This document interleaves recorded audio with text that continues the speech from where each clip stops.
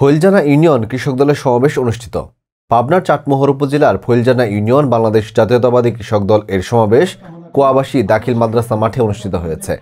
চাটমোহর উপজেলা কৃষক দলের আহ্বায়ক মোহাম্মদ লিটন বিশ্বাস এর সভাপতিত্বে প্রধান অতিথি হিসেবে উপস্থিত ছিলেন মোহাম্মদ আবুল হাশেম, সভাপতি কৃষক দল পাবনা জেলা শাখা। প্রধান অতিথির বক্তব্যে মোহাম্মদ আবুল হাশেম শহীদ জিয়াউর রহমান ও বেগম খালেদা জিয়া এর শাসন আমলের সুফল ও বিভিন্ন উন্নয়নমূলক কর্মকাণ্ড বক্তব্য তুলে ধরেন।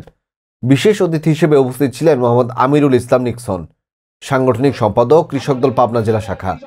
উপস্থিত ছিলেন মোহাম্মদ লালন, সাবেক সভাপতি বাংলাদেশ জাতীয়তাবাদী যুবদল পাবনা জেলা শাখা। মোহাম্মদ মাসুদ রানা, সিনিয়র যুগ্ম আহ্বায়ক কৃষক দল চাটমোহর উপজেলা শাখা। মোহাম্মদ আব্দুর রাজ্জাক পালন, যুগ্ম আহ্বায়ক বাংলাদেশ জাতীয়তাবাদী যুবদল চাটমোহর উপজেলা শাখা। মোহাম্মদ ফিরোজ সরকার, সদস্য সচিব কৃষক দল ফরিদপুর উপজেলা শাখা। মোহাম্মদ আব্দুল জাব্বার, আহ্বায়ক বাংলাদেশ জাতীয়তাবাদী দল বিএনপি ফইলজানা ইউনিয়ন শাখা।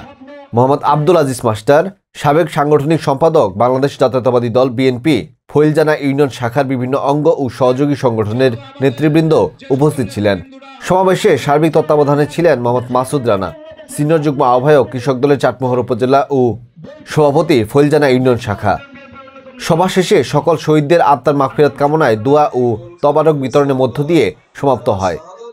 মোহাম্মদ রবিউল ইসলামের পাঠানো প্রতিবেদনে দেখুন বিস্তারিত।